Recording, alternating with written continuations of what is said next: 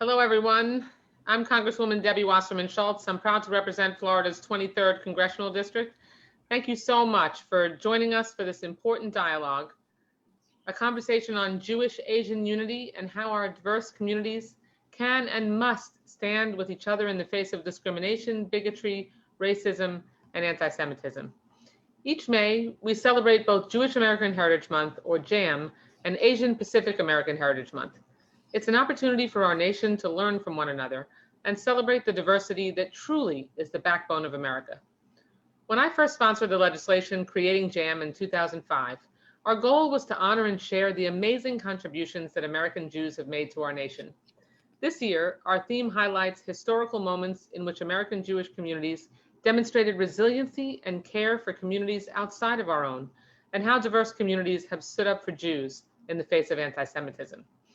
From the Unite the Right rally of white supremacists in Charlottesville to the unthinkable and tragic Atlanta spa shootings that left 8 members of the Asian community dead, the scourges of racism and anti-Semitism continue to plague our nation.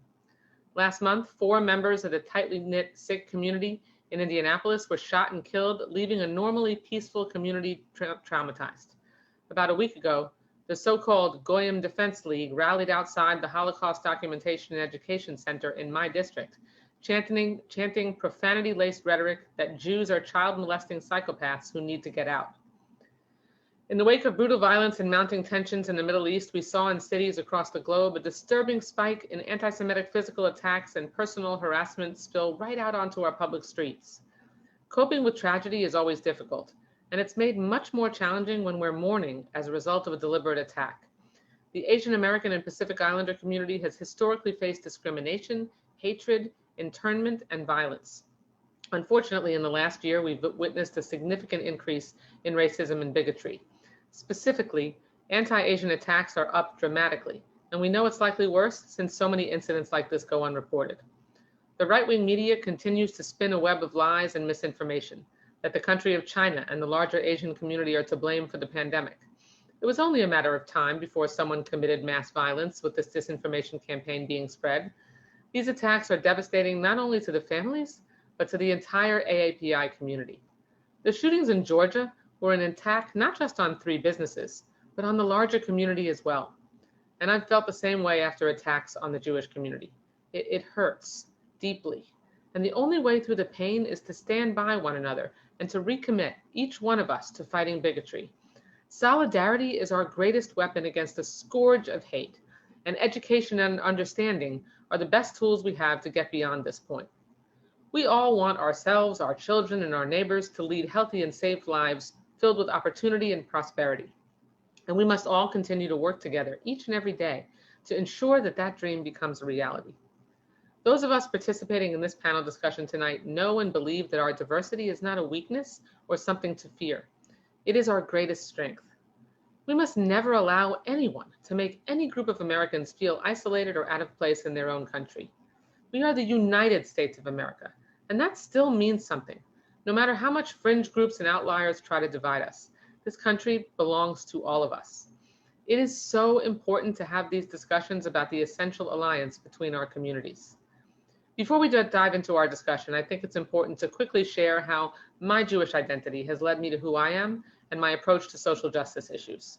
As Jews, we live with not only the rising tide of modern anti-Semitism, but with historic trauma that passes through stories from generation to generation. We know firsthand the perils of inaction in the face of discrimination, hate, abuse, and violence. The shared trauma, as well as the pride we take in the resilience of our community, has helped shape modern Jewish identity. This unique juxtaposition is why I live my life through a commitment to tikkun olam, repairing the world. The drive to improve the world, one life at a time, is what led me to become a public servant. I always only half-jokingly say that I made tikkun olam a career choice. Eventually, I was elected as the first Jewish woman to represent Florida in Congress. And when I make policy decisions, I do so through a distinctly Jewish lens. And even though the bigotry we face has taken on many new forms, I know, as we all do, it will take a monumental effort to continue fighting for progress. And our only path forward is together. We must remind all of America that the strength of this country lies in its diversity. That's why I'm a founder and co-chair of both the House Latino Jewish Caucus and the Congressional Caucus on Black-Jewish Relations. Soon, we hope to launch a caucus on Jewish and AAPI relations as well. The caucus will have the same goal as today's discussion, to strengthen coalitions that can implement change together by building from our common struggles. Now more than ever, our communities must unite to confront hatred, injustice, and inequality, because in unity there is strength. And with that said, it is my pleasure to introduce you to our panelists. First, one of my dearest friends, Congresswoman Grace Meng, is serving her 5th term in the United States House of Representatives, representing the 6th District of New York, the New York City borough of Queens, where my parents grew up, I might add. She is the first and only Asian American member of Congress from New York State. We served together on the House Appropriations Committee, and she's a senior whip and regional whip for New York. Grace has passed several pieces of legislation into law, including laws about religious freedom and striking the offensive term Oriental from federal law. Just last week, her bipartisan legislation, the COVID-19 Hate Crimes Act, was signed into law. This urgently needed measure will help combat the increase in anti-Asian hate that has occurred during the current pandemic by simplifying the reporting process for racially motivated crimes. In Congress, Grace fights to expand opportunities for communities of color, young people, and women. Grace, as I said, is a dear friend and a New York girl like me, and earned her law degree from Yeshiva University's Benjamin Cardozo School of Law. She resides in Queens with her husband Wayne and 2 sons, Tyler and Brandon. Rabbi Jacqueline Mates Mushin serves as the first female senior rabbi of Temple Sinai in Oakland, California. She's also the first Chinese American rabbi in the world. Her mother was 2nd-generation Chinese American, and her father was the son of Austrian Jewish immigrants. As the first Chinese American rabbi, she has lectured broadly on the changing nature of the American Jewish community and how established Jewish institutions can become more inclusive, drawing upon her unique experience as a member of 2 peoples, 2 traditions. Jared Chang Zizel is an LA-based writer, editor, and producer. Growing up, he never found himself fully part of any community. Not quite Asian enough, not quite Jewish enough. Jared is a member of the team and filmmaker at Lunar, the Jewish Asian Film Project. Lunar aims to highlight the racial and cultural diversity of the Jewish community by celebrating and making visible the experiences of young adults 18 to 30 who exist at the intersection of the Jewish and Asian American communities in a short-form video series. Brian Siegel, also a dear friend, serves as Regional Director of the American Jewish Committee in Miami and Broward. Brian has helped build coalitions with various ethnic and religious groups to address critical domestic and international issues, including immigration reform, human rights, and civil rights. Sharon Fine is the chair of the Miami-Dade County Asian American Advisory Board. The board was created to work in an advisory capacity to the Board of County Commissioners, administration, community, and all agencies in Miami-Dade County with respect to matters pertaining to the Asian American community. Professionally, Sharon serves as Senior Vice President and Senior Portfolio Manager of Private Client Services for Northern Trust. Before we begin our discussion, please welcome remarks from my dear friend, Congresswoman Grace Meng. Thank you so much, Debbie, for having me. It's always great to be with you, and thank you for convening us all together. And really thank you for Debbie for your friendship and your partnership and your vision and putting together events like this, even before it became really necessary to do so. And I know that Debbie and her work shows that, you know, in her bones, she knows that solidarity is the only response to racism, and she exhibits that every single day, whether she's in Washington or in Florida. And really excited to be here with all of you as we celebrate both AAPI History Month and Happy Jewish American History Month. And so appropriate that both of these are in the month of May, and especially in this year where there has been such fruitful collaboration between our 2 communities. You know, I want to also start by addressing the dramatic increase over the last few days in anti-Semitic incidents here in my hometown of New York. And as Asian Americans know too well, regardless of political views, American Jews should never be targeted because of the actions of the Israeli government. And when anti-Semitic tropes are being used to criticize the actions of the state of Israel, it really threatens the safety of Jews around the world, and including my own constituents. And as someone who has also faced the claim of dual loyalty based on my own heritage, I know that these comments and accusations can be really hurtful and dangerous. But I really remain hopeful. The solidarity between the AAPI community and the Jewish community, I believe, has never been stronger. As so many of you already know, against the background of this already hard year, it's been especially hard for Asian American communities across the US as we have been living in terror and fear. And since last year, before the pandemic was even declared, the Asian American community had warned that we were in danger.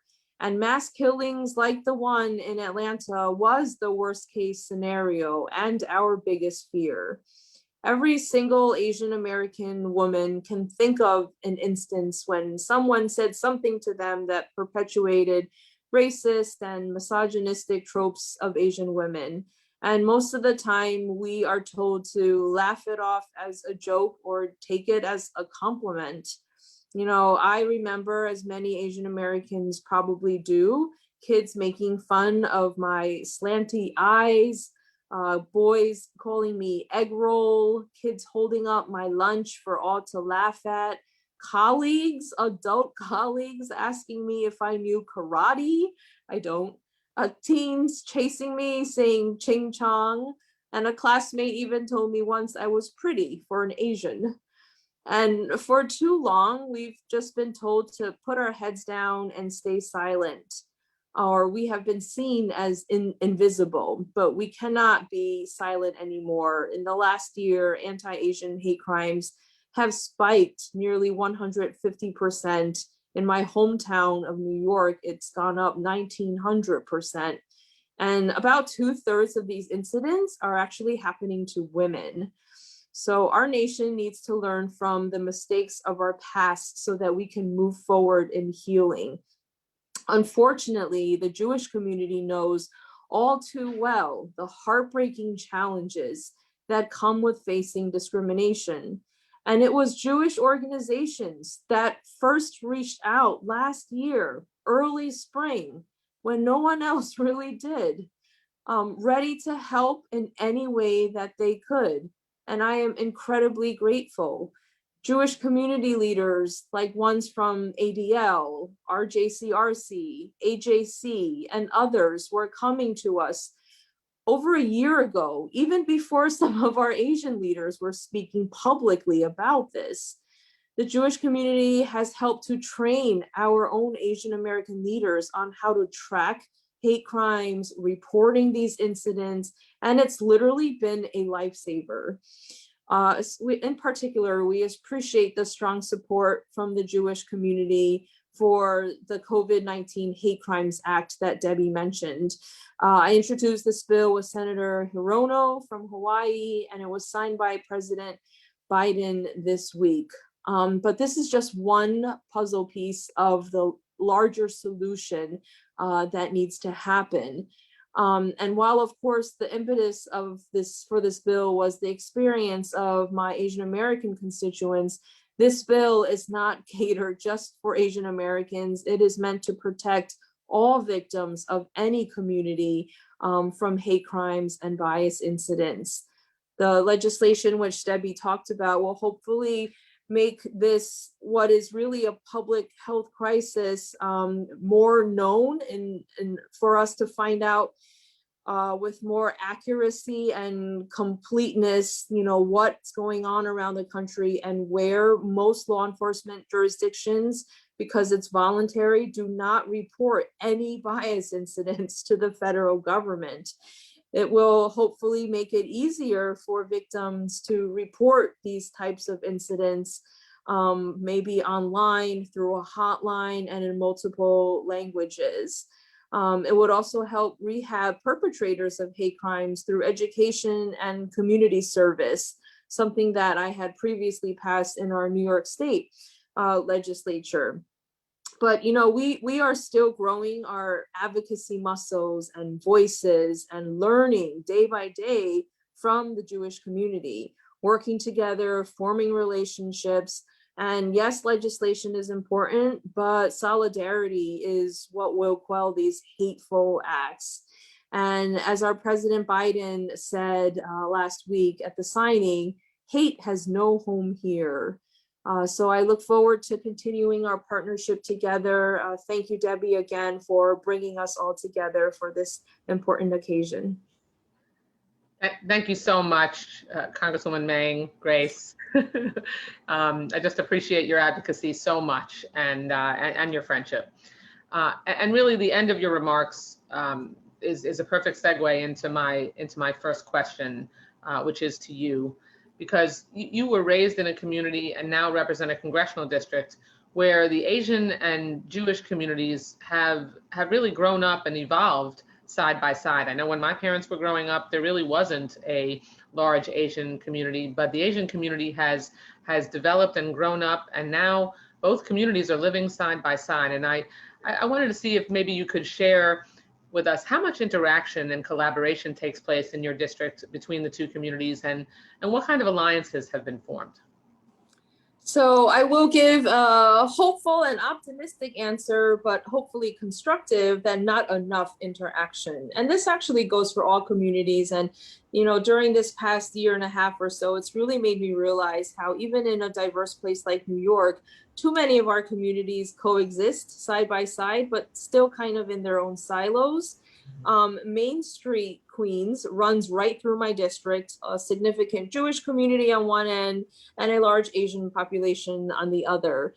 We have found many fun and informative and intellectual ways to bring the different communities together, from the Korean community to the Indian community to the Chinese community, and try to bring up, you know, areas of commonality about, you know, South Koreans knowing what it's like to live in a tough neighborhood, to the history of Jews in Shanghai, and, you know, talking, literally bringing our local consul general to a Hindu temple right in our district. And we're still sort of at the stage where communities are getting to know each other. And, you know, it's been fun and informative. And I think because of this past year, some of these events, mostly virtual, have sort of been accelerated in a good way, as we realize how much we need solidarity, but need to continue to get to know each other and find ways to share cultures and to make those personal connections. Yeah, it's so important. And I think, and when I talk with Brian, we can maybe touch on this, but, you know, the conversations we've been having about creating an Asian Jewish caucus, I think will allow us all across the country, because in my district too, there just isn't, we have a maybe not as significant Asian population in my district in South Florida, but it's sizable enough for certainly there to be interaction. And I'll ask Sharon and Sharon a little bit about that now. But it really shows you that we need to more formally organize together, because, you know, functioning in silos just won't make us as effective. So thank you for that. Sharon, I want to just take it a little bit more local for us and have you share what struggles the Asian American community has faced in South Florida and Miami-Dade in particular during the pandemic, and then even before, and how can the Jewish community be a better ally?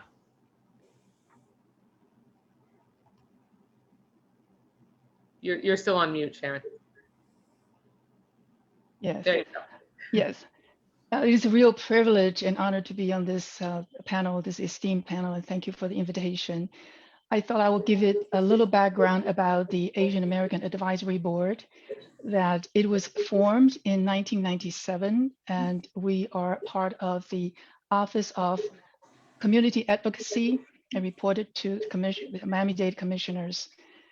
The board we view ourselves as a bridge connecting both communities and the commissioners. The board has 26 members, and we represent 11 out of the 48 countries of the Asian continent. And we're a community-focused entity focusing on creating positive results on cultural understanding, economic impact, and education events, helping to make this truly diversified community a safe home for all. And by the way, we are looking for a representative from Israel. So any of the listeners are interested in participating in the board, please reach out to me. So annually that we promote sponsor events open to public celebrating Spring Festival, Chinese New Year, Thai New Year, just to name a few. And in 2020, we hosted a hate crime forum to bring awareness of what is happening in our environment as a result of COVID-19 pandemic.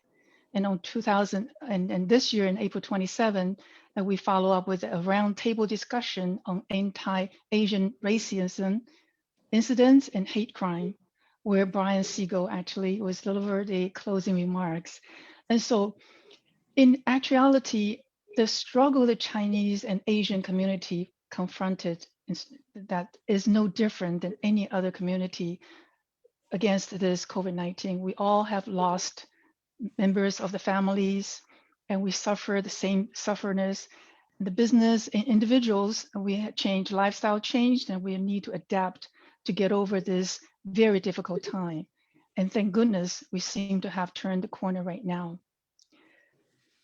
What happens is that on a positive note, that on 2020, through the Business Association of Taiwanese community as well as Chinese community, that we were able to contribute and donate the needed masks and PPE equipment to the Miami-Dade county government, the veterans hospitals, and also to the Department of Police. And in the 2021, we really have continued this kind of the contribution. And so what we're doing actually is trying to understand, build a community. And what happened is that there is not a lot of crime or incidents reported. And so if it is not reported, that's what we learned from the Hate Crime Forum. If it is not reported, it's not there. But we do know there are verbal assaults. And I wanted to give an example, and it's heartbreaking when I hear this. Is a friend of mine who is Malaysian Chinese, and she married to an American. They have a beautiful, beautiful daughter, 10-year-old daughter. She's smart, she's a princess, she's a bundle of joy. And she came home one day crying. She says, "Mom, the boys in my classroom call me Asian slut. And this has never happened before." And I was horrified when I hear that. And I feel it is so important for us to teach the younger generation how to deal with situations like this and how to handle ourselves and how to educate people that that's not the right thing to do. But how do you govern other people's actions? That's a troublesome situation for me. And that's the reason I think I looked to Brian. I said, we need to learn from you, because as Congressman said, that we Asian tend to absorb the incidents ourselves. We tend to turn inwardly in the past. That's what we were taught. But now we learned it is okay to speak up. We need to speak up. Brian has mentioned to us, he taught us actually in one of the forum, he says, we don't want to be a bystander. We want to be upstander. So we want to stand together and help each other. And that's why we look to the Jewish community, hoping that we can stand together and really be alliance and we can be strong together to make this community a home, safe home to everyone, to all. Thank you so much, Sharon. Thank you. I appreciate that and look forward to working with you here in South Florida to bring our communities together and learn from one another. Rabbi, really, it's an honor. It's an honor to meet you, even though it's virtual, and to really have an opportunity for our audience to hear from you. In a recent interview, you addressed some challenging experiences while growing up Jewish, particularly that people didn't believe you were Jewish. Among other things, how did that experience shape your work as a rabbi today? And can you share with us your view on how we can bring our communities together? Yeah, thank you so much. First, I want to just say what an honor it is to participate today, and thank you for reaching across the country and inviting me to be here and to be a part of this conversation. Yeah, we were one of a few multiracial or biracial families in our congregation, and I think that our very presence there, people were a little bit confused by it. And throughout growing up, people would challenge whether or not I belonged into the community.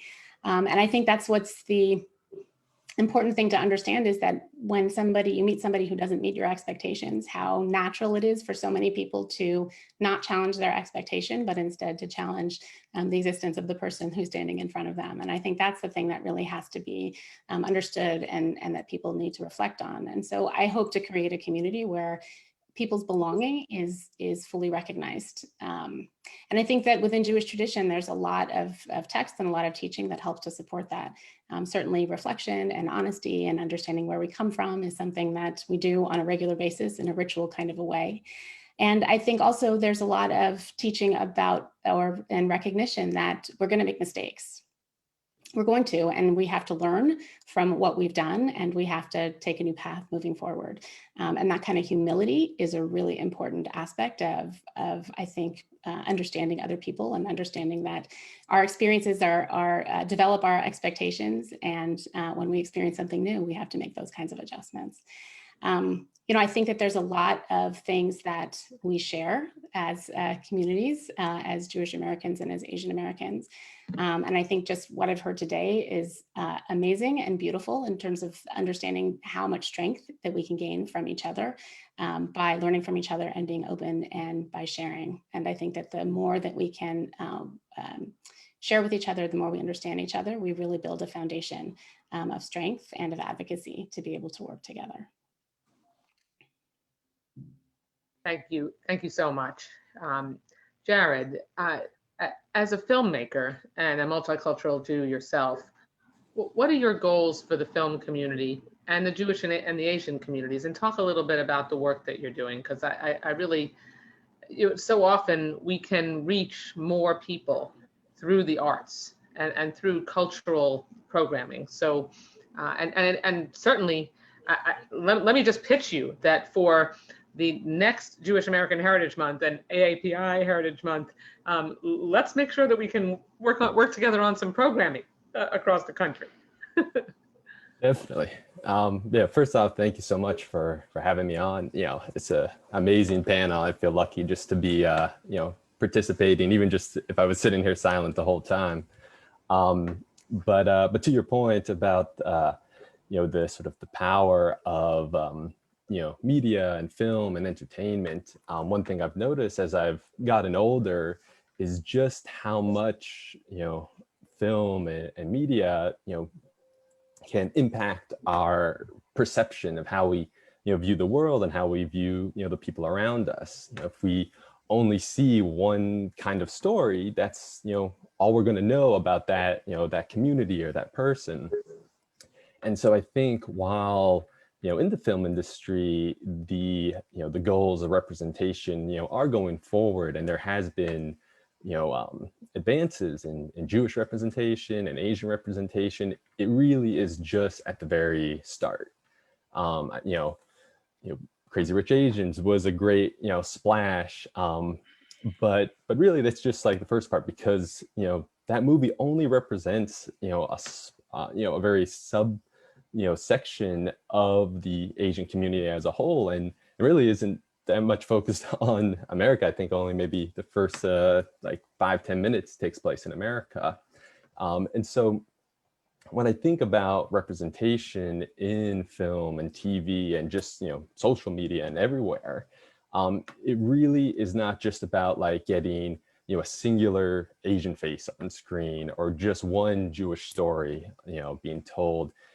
It's important that these, the diversity of these individual communities is explored, in the work.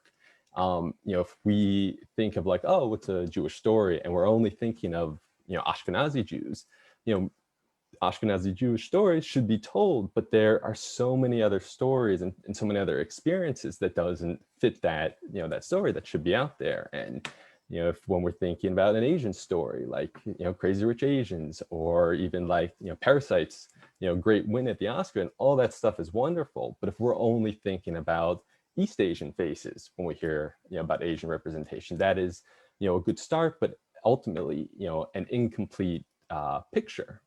And lastly is just sort of a goal that I have, is that if there is a Jewish story or an Asian story being told in film, in TV, in the media, that it doesn't always have to be a Jewish story or an Asian story. It can be just an American story, because I think we all know, even just sort of looking at this panel, that America is very, very diverse, and if we are to accurately represent it, we can't just sort of cherry pick or focus on like one sort of member of each of these communities. There has to be representation of all.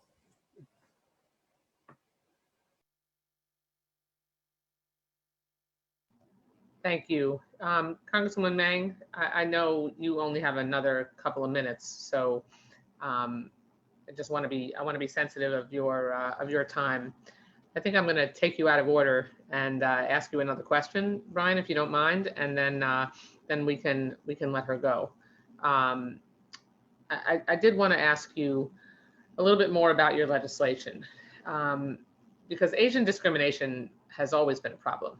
I can remember some of the things you said that you experienced, seeing other kids that I grew up with experiencing very similar things, and then knowing of the anti-Semitism that even in a community with a large Jewish population, I've experienced, no matter where I've been.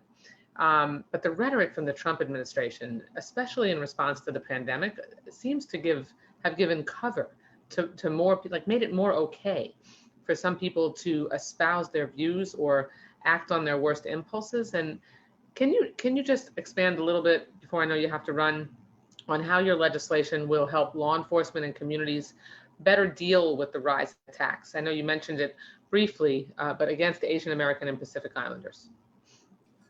Sure. So right now we know that of the law enforcement jurisdictions that report statistics to the Department of Justice every year, over 80% of them report that there are 0 hate crimes or incidents.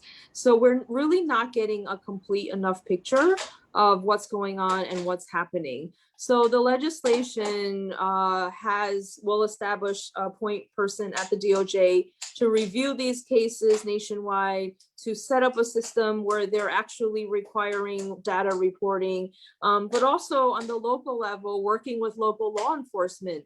A lot of local jurisdictions don't necessarily know what a bias incident or what certain, tropes and languages are used when someone's being discriminated against. Like if you're investigating a potential hate crime and there's a word, go back or fried rice, right? In itself, it sounds somewhat innocent.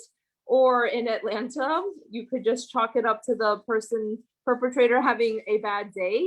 And so we want to make sure that local law enforcement has more tools to know how to effectively investigate. And also what our bill does is work with local law enforcement to make it easier for victims to report. Oftentimes as leaders, our response kind of has to be, oh, just report it. But that's more easily said than done. If someone doesn't speak English, if someone is in a wheelchair using a cane or literally on their way to work when something happens, it might be really hard and not a feeling of unfamiliarity for them to go report it in person. And so we're trying to find ways where people maybe can just report it online or call a hotline or do it in their own native language. And so hopefully be able to provide more accountability in how these cases are being looked at.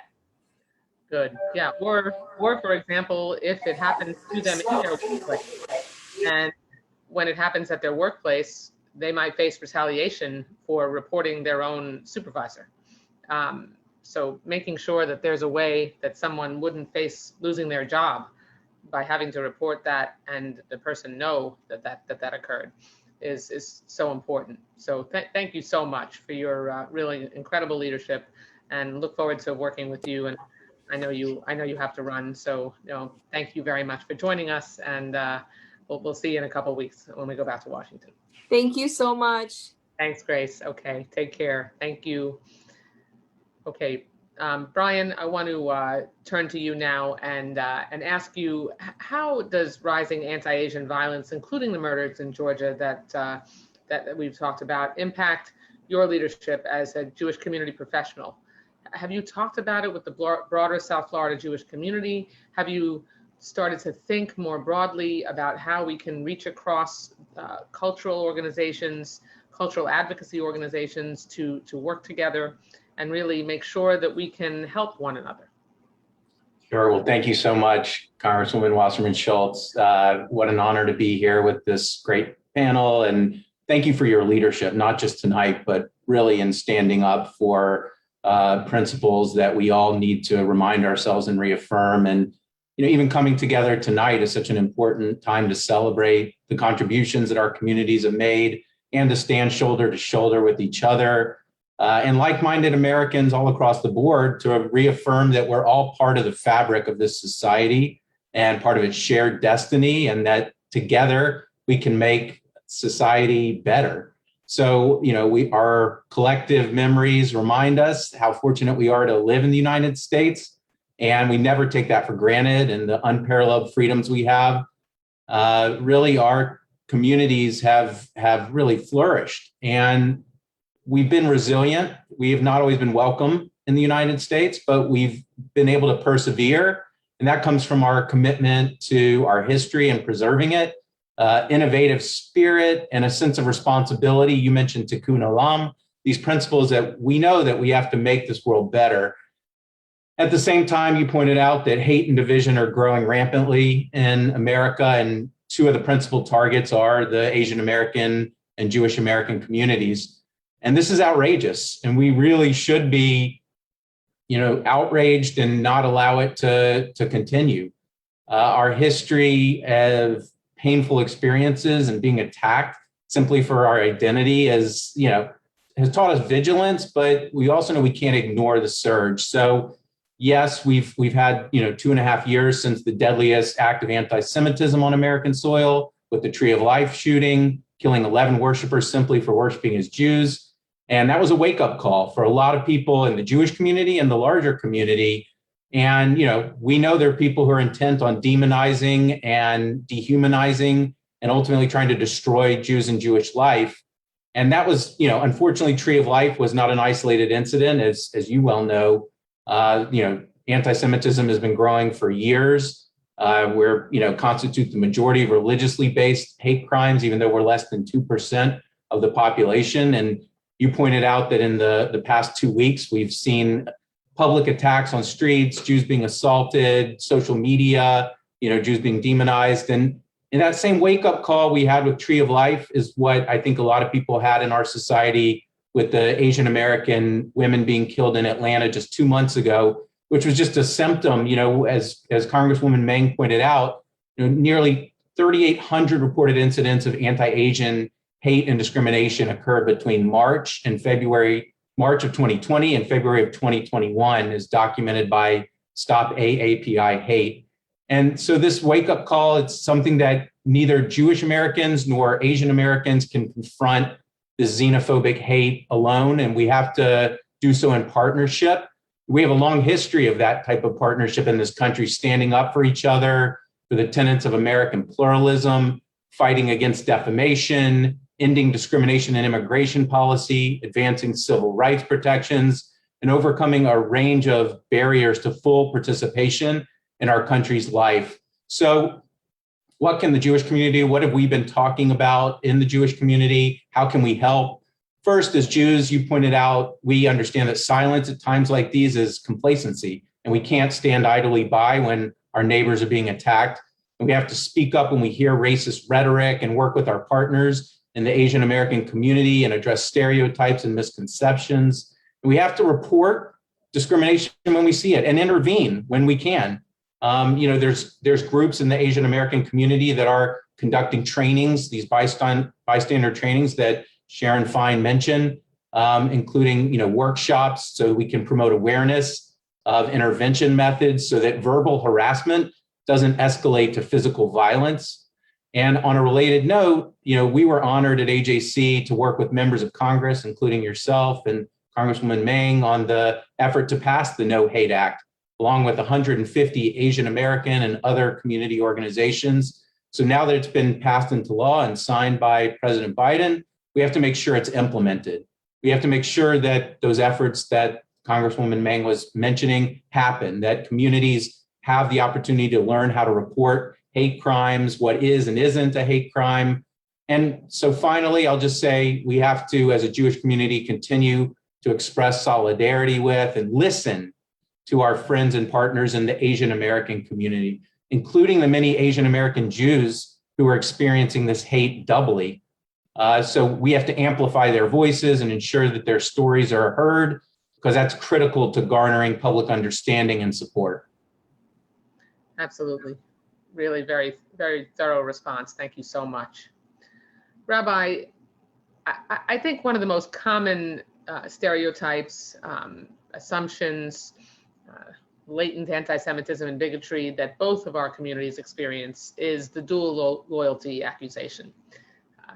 For Asians, it's whatever country they supposedly came from, when so many Asian Americans came from here, and same with Jews, where anytime there is a crisis related to Israel, as soon as I know I lend my voice in support of Israel, I get attacked on social media that, my first loyalty is supposedly to Israel rather than the United States. So how can we combat those stereotypes? They're used to create division among marginalized groups, and they're used to turn other groups against us. So if you could share some of your thoughts about that, that would be helpful. Yeah, I mean, I wish that I could say that we combat that just by being good citizens and contributing to our communities and to our society in a positive way. But we know that that's not enough. And I think that what I wonder about is if it wasn't this, if it would be something else. That the point here is trying to isolate us, right, whether we're Asian Americans or Jewish Americans or whatever other minority group, and to disempower us and to ensure that that we feel othered. And I think that the best way to combat that is to work together, is to recognize that at any point, it can be any one of us that's going to be a target. And at some point, it will be all of us. And what we need to do is be sure that we connect with each other, that we understand with each other, that we're willing to share with each other, that we're willing to listen and be open, and that we create a kind of a foundation so that when these things come up, that we're stronger together. And I so appreciate the tone of this conversation, and it is so inspiring to me, because I think too often the conversation that I hear between minority groups is comparing whose suffering is worse. And I think recognizing anyone's suffering doesn't diminish anyone else's suffering. And what we need to be is better listeners and better understanding, seeing how the suffering that we are all experiencing is something that actually can bring us together, that we understand each other and those experiences much more than I think we have always acknowledged or realized, and to build those connections so that we are able to advocate for each other in a more successful way. Absolutely. There's one-upsmanship, or but here's my story is not what these forums and our efforts to come together are about. They're really about listening to each other and being more aware of the struggles that each of us have faced, mostly alone as individuals. Sometimes collectively as a community, but more often just the personal hatred that is hurled at us in our random everyday existence. So I know how much it helps me to hear about it, because it'll make me a better advocate. And so that's why forums like this, I think, are so important for us to come together.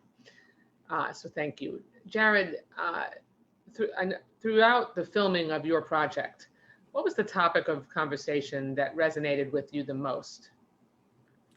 I think, a lot of the probably all the conversations resonated in some form or another, but the one that really stuck with me was discussion of solidarity, and then sometimes a lack of solidarity. This kind of culminated in our episode 5, appropriately titled Solidarity. And one thing I had realized maybe about 5 years ago when I started thinking a bit more about my own sort of kind of existence and placement in this country is that I'd never been in a group of people, whether it's a school-led group or a friend group, where I didn't experience some form of either anti-Semitism or anti-Asian racism. And I kind of just chalked up to like, oh, well, besides my, 2 brothers who are also mixed, that my, experience going through this world will be a slightly isolating one. Of course, then, the Lunar Project comes along and I, meet a whole bunch of people who have shared a lot of or have experienced a lot of the same things. And then, of course, when we were filming, they shared these experiences and we sort of, put it together for this episode about solidarity. And while there was a lot of sort of, deep connection about whether it be anti-Semitism someone experienced or the anti-Asian racism, there was sort of this sort of almost, revelation of sorts when people talked about, the trouble they had in the Jewish community and the anti-Asian racism they, experienced, in our community. And while, that is a bit, challenging and uncomfortable, our participants kind of left it with like the call for solidarity, and that, as a community, as a Jewish community, we ultimately become stronger when we're unified, and can better, deal and confront sort of external anti-Semitic attacks. I also have a short clip from that episode, but I also encourage everyone to seek out the full episode because it's full of wonderful and insightful stories. So pull that up right now. Great. All right.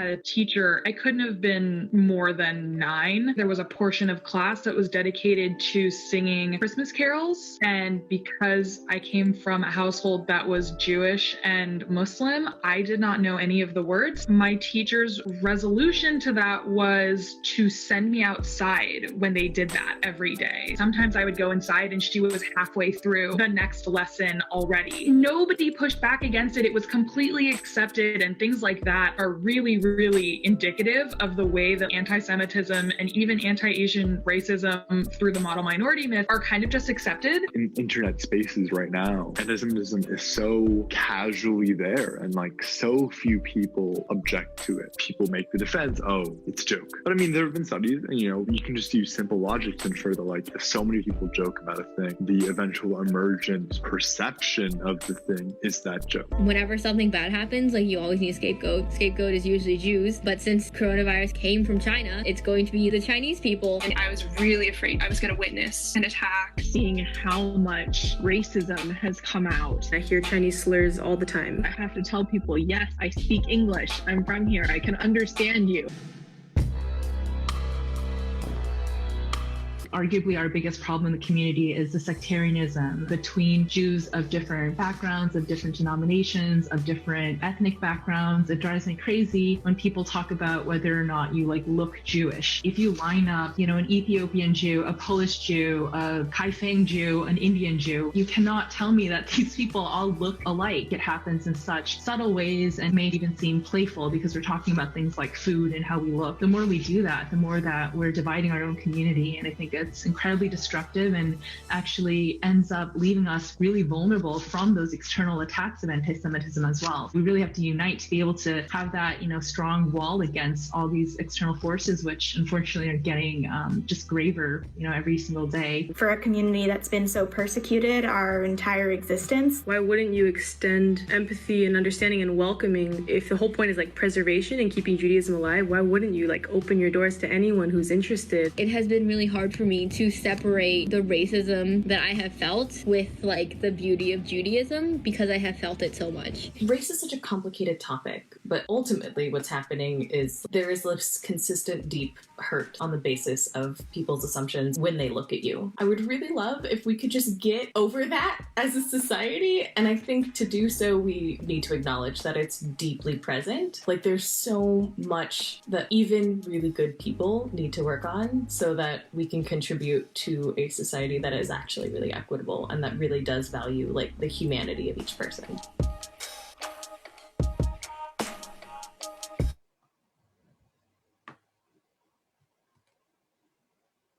Wow, Jared, thank you. That was really powerful and gives us all, I think, incredible food for thought. We do all need to make sure that I know as Jews, I would feel like we need to embrace the promise of our continuity. just by the very fact that there are widely diverse, there's wide diversity in the Jewish faith. And also during Jewish American Heritage Month, I think it's important to remember that Judaism is not just a religion. We're a rich culture, a deep heritage with thousands of years of traditions, and you can be secular and be just as committed a member of the Jewish faith as someone who considers themselves religious. And I think we could add to this discussion or have another entire discussion over the fact that if you are secular, you are often looked at as not as Jewish or not as committed a Jew by those who are religious. So we even have discrimination, I think, within our own cultures, which is, I'm sure, probably experienced by the AAPI community as well. So thank you for that clip and for your work. Sharon, let me ask you, you're both Jewish and Asian and a leader in our community. Are people accepting of your Jewish background? What's your personal experience? And how have you utilized your leadership role on the commission to try to educate both communities in South Florida? Thank you for that question.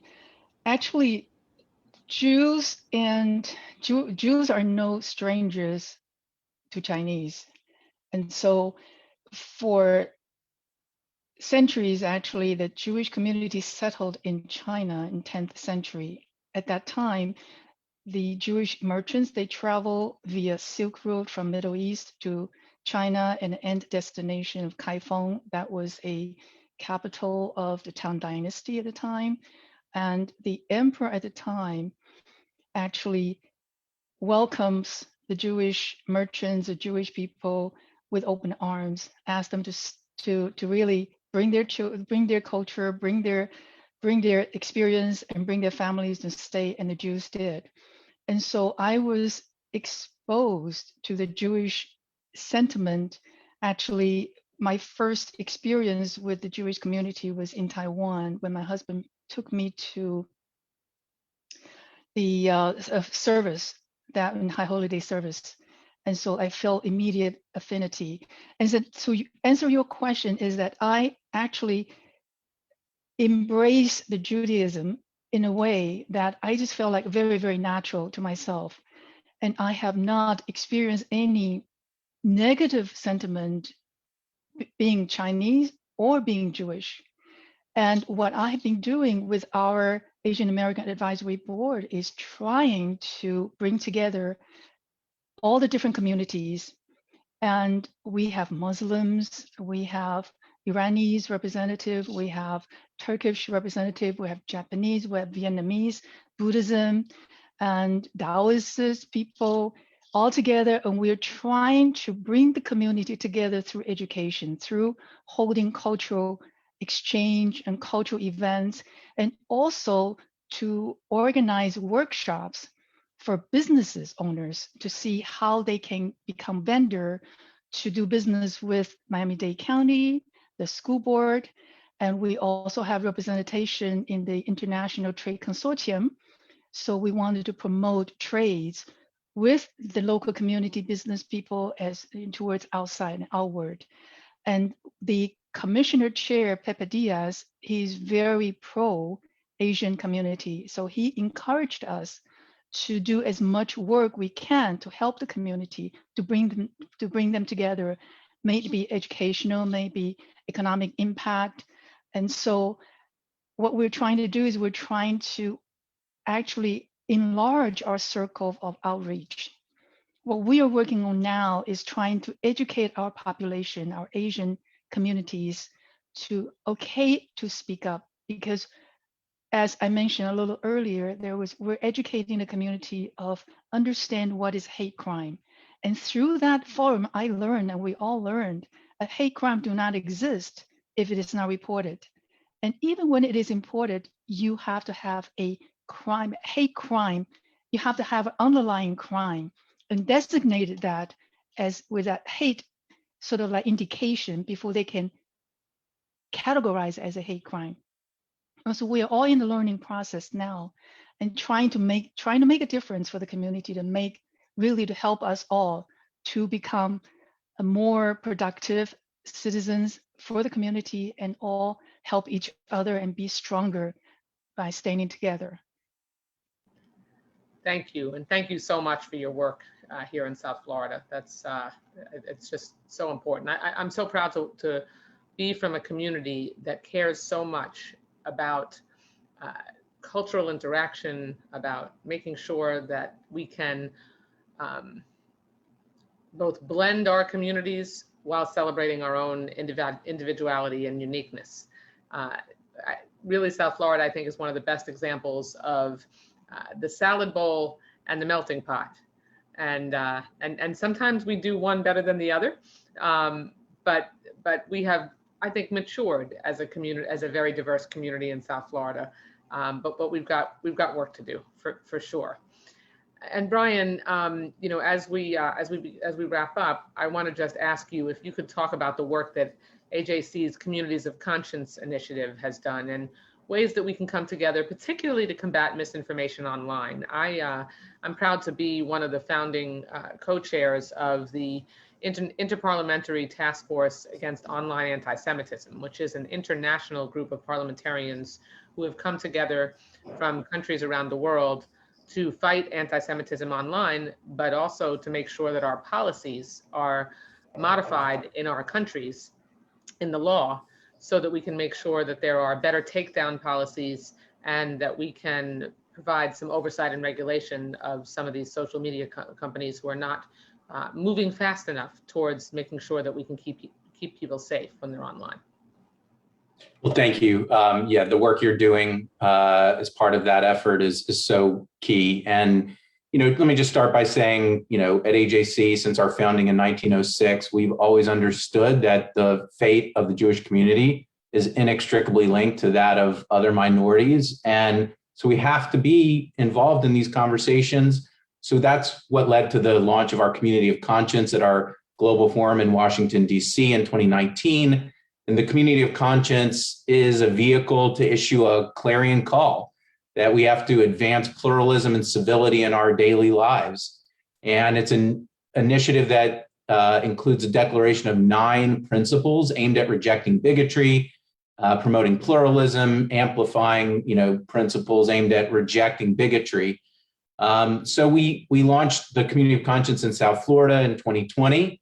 And we wanted it to be a forum for our diverse leaders to work to advance these principles of democracy, civility, pluralism, and to educate each other on how discrimination towards our respective communities is manifested and how to combat this type of discrimination and hate more effectively. So in terms of social media, we've engaged in conversations with a variety of platforms. That is unfortunately where we see so much anti-Semitism and racism, and people from far-flung communities find each other and promote this type of hatred and disinformation and misinformation. So we built these relationships with Facebook and Instagram, Twitter, Google, TikTok, Clubhouse, and we engage in regular conversations with them so that we can remove anti-Semitism and other forms of hate. We know that it's out there, and being able to identify it and call it out is critical. So, there's a lot of stereotypes that people don't recognize. So we produced an online resource called Translate Hate.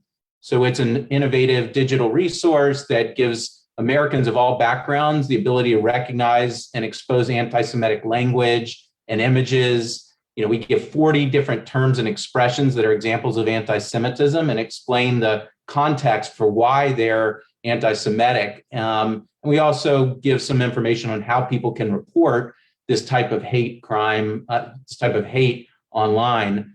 And since it was first issued in November 2019, it's been downloaded hundreds of times. We work with civic leaders, members of Congress, American law enforcement agencies. I would recommend also to our Asian American partners to create a similar Translate Hate tool for anti-Asian bigotry, because a lot of times, again, people hear terms, they don't necessarily know, certain images or terms are anti-Asian or anti-Semitic. We have to, not assume anything and, build that education in.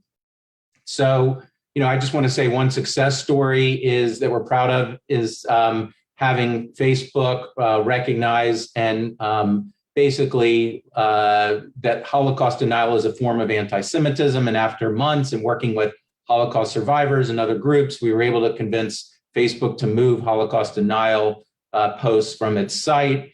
And, we're trying to have these conversations because we know it's never ending. We know we can't rest on this issue, just like you are doing, Congresswoman, constantly trying to make sure that these things are addressed. So a lot of work to be done.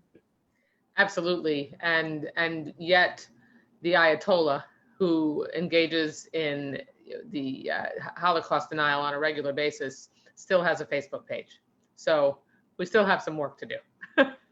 As commendable as that is, that they finally took that step, and that was not an easy one to get them to agree to.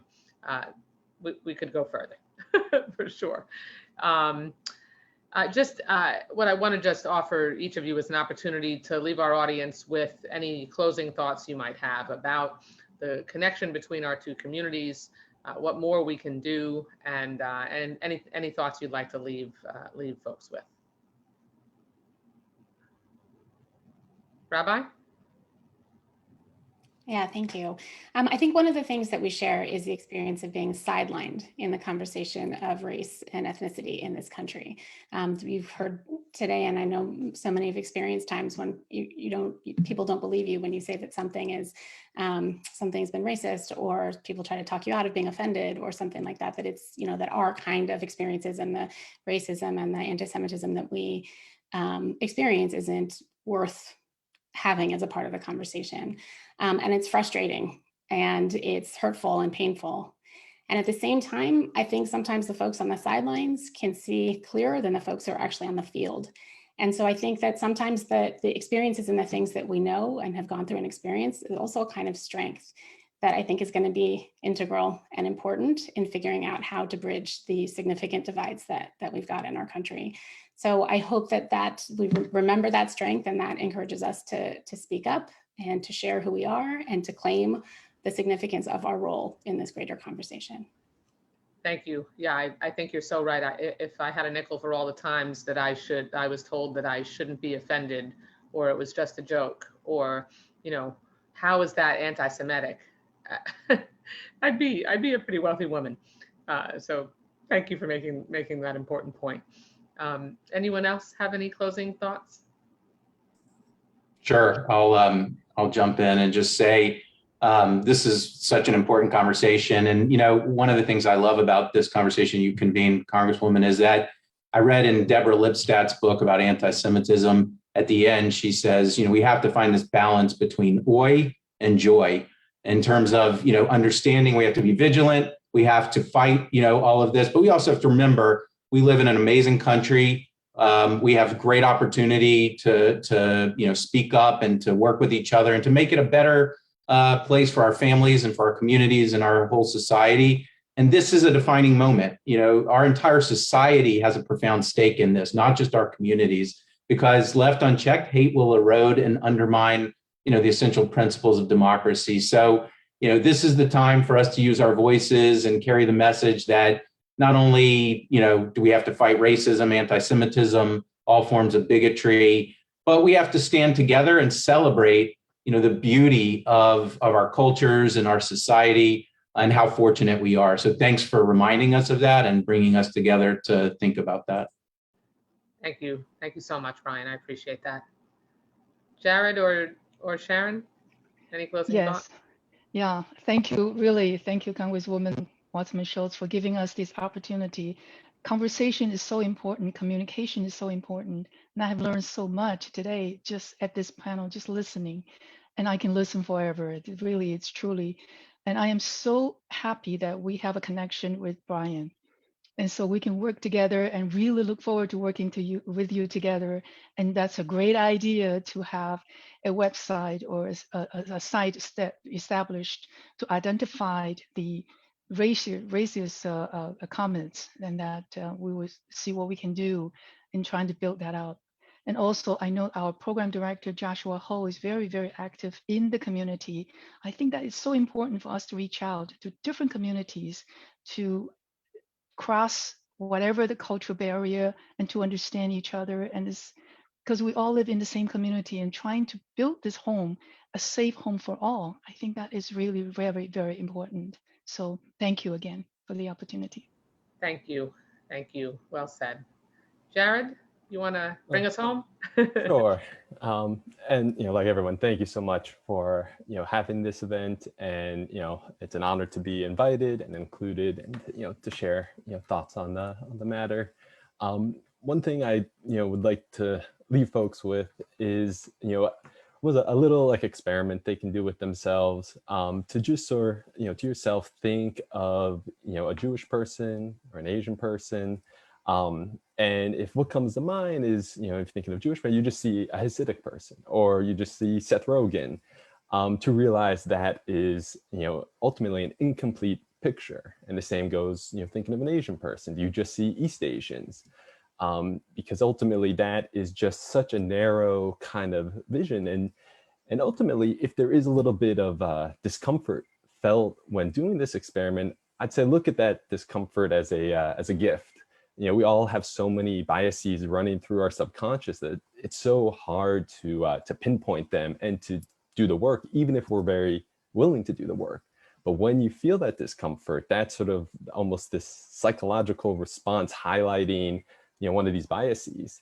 And you don't have to feel ashamed or you know, bad about that discomfort. I just say, you know, sit with it, think about, you know, where it came from, and ultimately what you can do to sort of broaden the picture that you see in your mind. And then also to check out the rest of our series to hear, you know, all these you know, amazing stories from our participants. So thank you again. Thank you. And what kind of filmmaker would you be if you didn't encourage everybody to watch the rest of your series, which I look forward to doing. Thank you all so much. You know, I'll just close by saying that often the expression in Hebrew comes to my mind when I think about the work that I'm doing, Lador Vador, from generation to generation, and the importance of the work that we're doing today, and how it might impact future generations. And in Judaism, what we do and what we pass on to our children, so that our traditions and our beliefs and our values are carried on, and that our continuity is, as we talked about here this evening, it really moves forward. As a mother who's about to be an empty nester in the fall, and knowing I'm sending my children out into the world with everything that that my husband and I have tried to pour into them, both from our faith and our values, I'm hopeful that we've raised better people than the generation that I am in.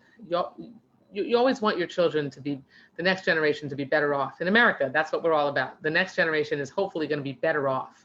But that better off, I think it's important to underscore, needs to be spiritually and values focused too, not just financial wealth. And so that's my hope from forums like this, from the strife that our communities have gone through recently. Let's turn that strife, that anti-Semitism, that bigotry and racism into opportunity. An opportunity for our communities to come together, to learn from one another, to lean on one another, and to make sure that we can, through our ties, through tightening the ties that bind us, that we can make sure in unity there's strength to fight and make sure that our generations in front of us, Lador Vador, don't have to face what our generations now are facing. So thank you all so much. Look forward to working with you and helping to make this world a better place. Good night, everyone. Thank you. Good night. Good night.